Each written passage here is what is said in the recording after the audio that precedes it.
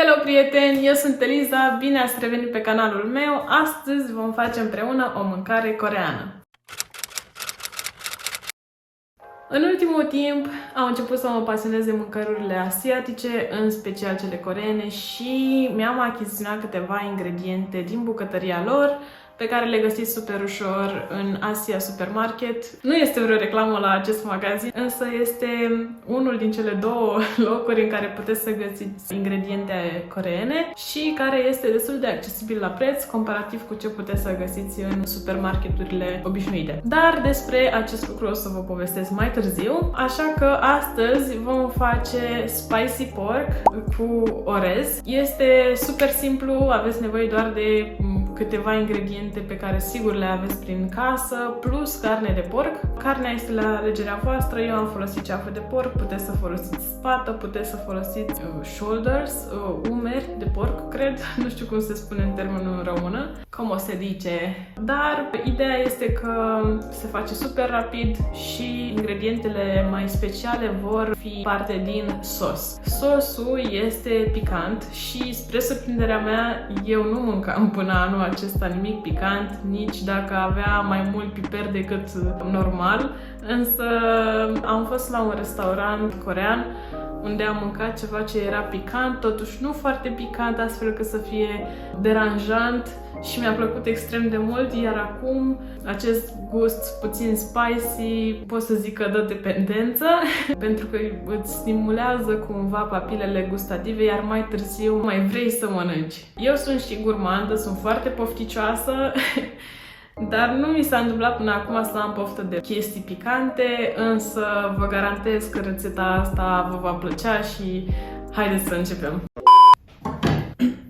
De ce aveți nevoie prima dată? Ceapă verde, vreo 4-5 cepe verzi, un sfert de varză, puțin ghimbir, de o ceapă și vreo 4 căței de usturoi mici. Curățăm ceapa.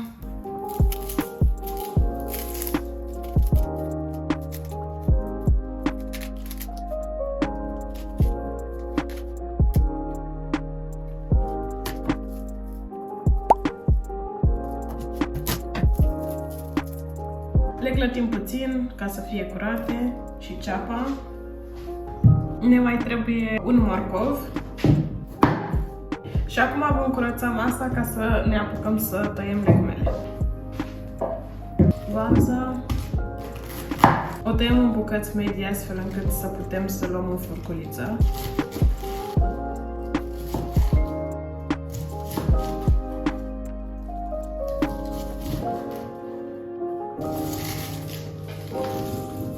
Ceapa verde o tăiem cam de vreo 5-6 cm lungime.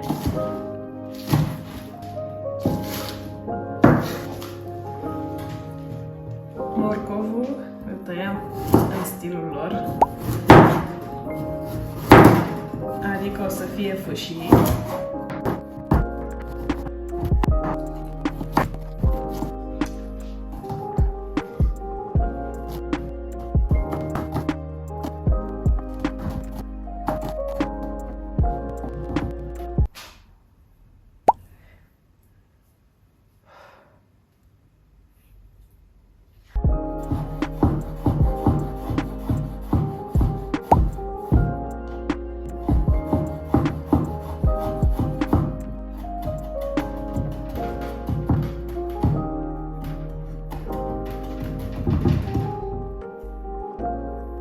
Am terminat cu legumele, vom trece la carne. Între timp vom pune orezul la fiert și o să folosesc orez jasmin. O să folosesc oala asta, deci cam atât orez o să fie la final. O să trecem la carne, o să folosesc ceafă de porc, dar o să încerc să elimin cât mai multă grăsime de pe ea. Carnea trebuie tăiată fâșii și dacă este puțin înghețată, cu atât mai bine, pentru că se va tăia mai ușor.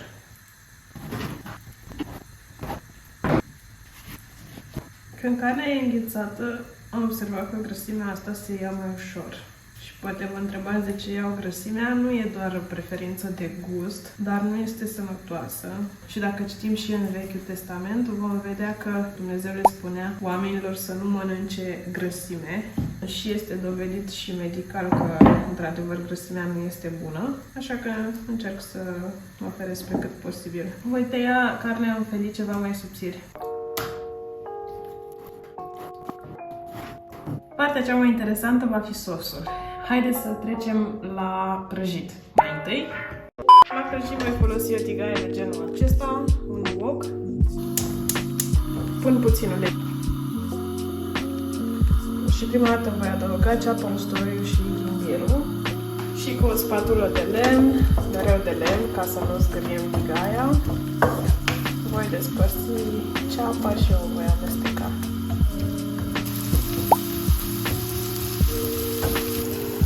Ceapa s-a urit puțin, așa că acum vom adăuga și carnea.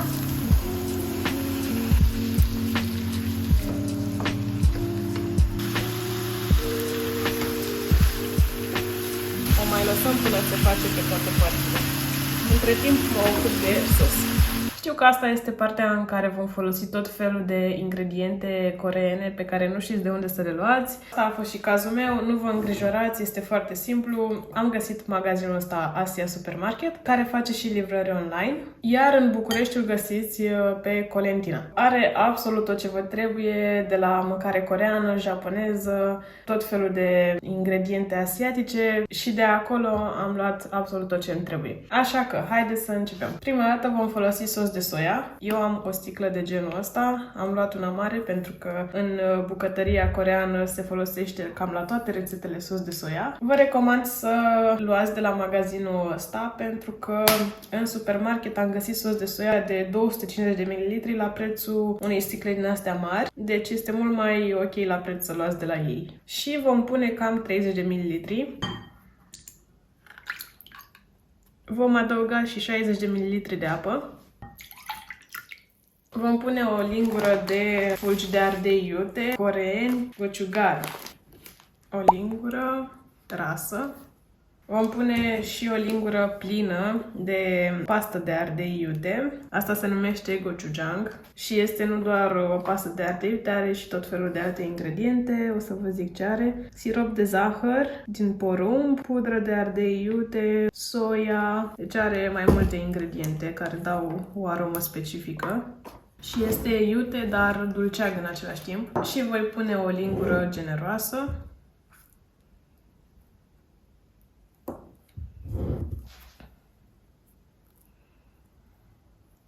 Voi adăuga și o lingură de zahăr.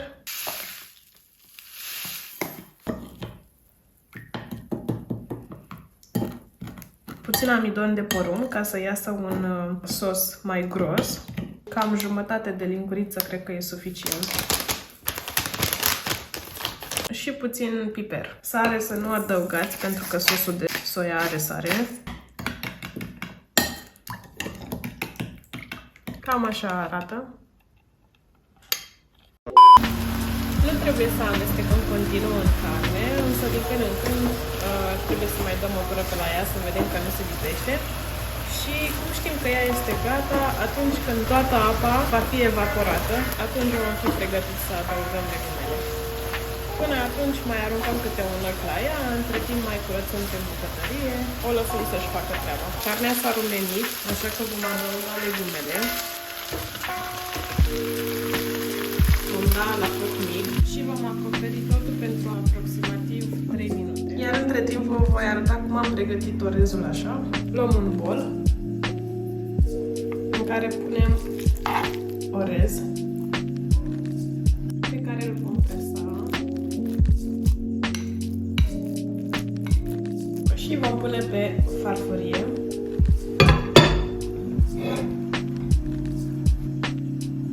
Acum o să adaug sosul. Și la foc mediu amestecăm.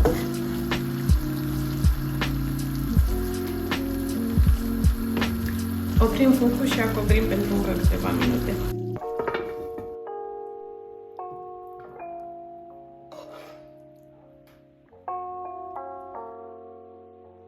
Câteva semințe de susan negru prăjit și câteva albe și așa arată rezultatul final. Să vedem și gustul. Partea cea mai fun. Oh. Acasă ca la restaurant. O stea mișlă, nu? Ia să-ți văd reacția. Da, ai văzut că am aranjat frumos și orezul? Am văzut, pe de-aia ți-am și dat o stea. Doar cu atâta lucru, cel care să-i dea umplutură. Pa, pa. Bă, dar stai că mă emoționat, nu pot să gust din ea. Mai e ceva ca așa. Dar e picanțică, nu mă glumă. Sau ce pus de ei așa? Nu. A? Am pus gochujang. Ce ai pus? Ia-ți cu tine și paharul de apă. Sper că v-a plăcut rețeta de astăzi, sper să o încercați și voi și să-mi spuneți dacă v-a plăcut ce a ieșit și tăguiți-mă pe Instagram în stories ca să văd ce v-a ieșit. Pa, pa!